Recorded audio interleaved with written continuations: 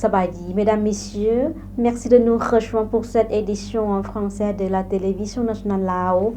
Commence de suite par la réunion élargie du secteur industriel et commercial. Le secrétaire général du Parti populaire révolutionnaire Lao et président de la République démocratique populaire Lao, Thongloun Sisoulith, a proposé 8 consignes pour transformer la société Lao en une société de consommation de produits Lao pour la prospérité du Laos. Le président s'est adressé à la réunion élargie pour faire le bilan de la mise en application des résolutions du 11e congrès du parti du secteur d'industrie et du commerce qui s'est tenu le 5 avril 2024 à Vientiane. Prodiguant ce conseil, le président Thongloun a appelé les membres du parti et les fonctionnaires du secteur de l'industrie et du commerce au niveau central et local à se décider pour transformer la gestion macro, créer la nouvelle sensibilisation pour contribuer à l'application des tâches assignées. Ils doivent redoubler d'efforts pour travailler davantage et participer activement à la décentralisation en vue de créer la base économique Lao en une économie indépendante et autonome. Le 4 avril 2024, une cérémonie de rassemblement a eu lieu pour célébrer le 40e anniversaire de la création de la province de Sekong. La cérémonie s'est déroulée en présence de M. Sonsa Siphandone, Premier ministre, des ministres, des invités, des autorités provinciales et la population locale. Lors de la cérémonie, il y a eu une démonstration des parachutistes de l'armée de l'air, un défilé des différentes forces de la province de Sekong. À cette occasion, M. Legla Sivilai, gouverneur de la province de Sekong, a déclaré que sa province était une région montagneuse la plus reculée du pays. Les habitants ont encore le comportement ancien démodé, les fonctionnaires n'étaient pas nombreux et manquent de connaissances, les infrastructures économiques et sociales n'étaient pas encore développées, les conditions de vie des employés, des soldats, des policiers étaient difficiles. Les populations locales dépendaient entièrement de la nature.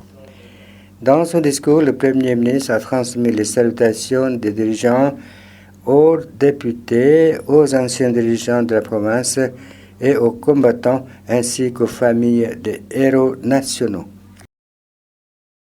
Le Premier ministre a participé à la cérémonie inaugurale du pilier de la ville de Paksé et visité l'école des beaux-arts du district de Patieng Charoensuk, province de Champasak.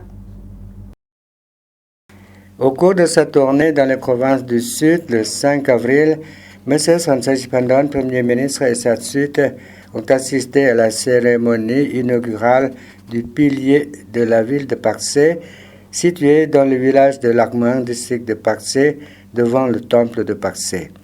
Elle s'est déroulée en présence de M. Vilevong Budakam, gouverneur de la province de Champasak, des dirigeants provinciaux et des habitants de la ville de Paksé. L'étude de faisabilité du projet a commencé au cours des années 2011-2012. En 2015, le modèle de bâtiment a été approuvé le 29 mai, suivi d'une cérémonie officielle de pose de la première pierre pour la construction qui a commencé le 1er juin 2015. À cette occasion, le Premier ministre et sa délégation ont également visité l'école des beaux-arts située dans le district de Patieng Charoensuk. Cette école a été créée sous la direction de M. Sonsa Siphandone, ancien président du parti, président de la République démocratique populaire Lao, après sa retraite, et est venu aider les habitants de son village natal dans le district de Kong, province de Champasak. Cette école a été construite dans le but de préserver l'art traditionnel et le savoir-faire des jeunes dans le domaine des beaux-arts. L'école des beaux-arts a été créée grâce à M. Sonsa Siphandone en 2006. Elle est située dans le village de Phondamduan, district de Kong, province de Champasak. En 2010, l'école des beaux-arts de Champasak a déménagé au kilomètre 9 sur la route Parc-Song, village de Hua-Se, quartier de Nong Bo Thong, de Ba Chiang, province de Champasak. Actuellement, elle compte 14 enseignants qui donnent les cours sur la peinture, le bas-relief et la sculpture. Le département de l'économie du ministère des Affaires étrangères se tourne vers la diplomatie économique pour renforcer les relations économiques et commerciales internationales. Il a convoqué vendredi dernier une réunion de haut niveau visant à renforcer le commerce, l'investissement, le tourisme à travers la coopération internationale au Centre national de la Convention sous la présidence du vice-premier ministre et ministre des Affaires étrangères, M. Sremsai Komasit.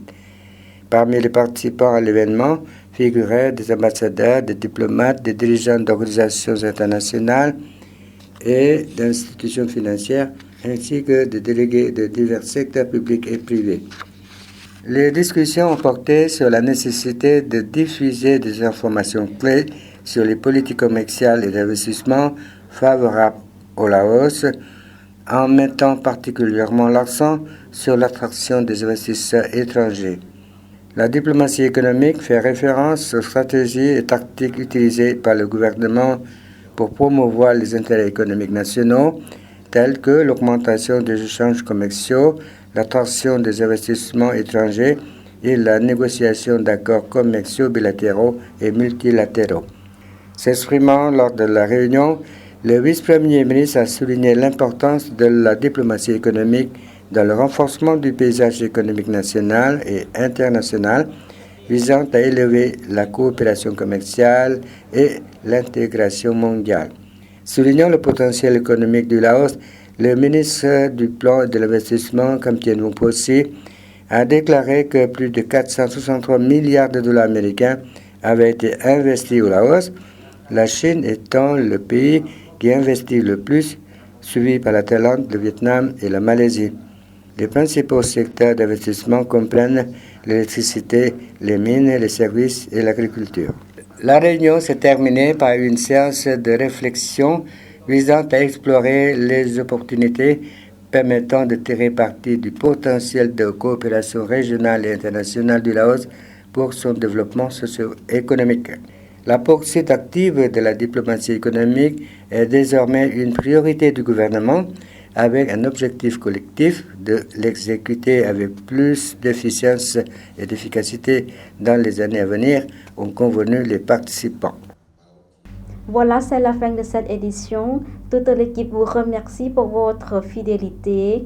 Pour voir ou revoir nos reportages, rendez-vous sur la page internet du journal français de la télévision nationale Lao. Au revoir.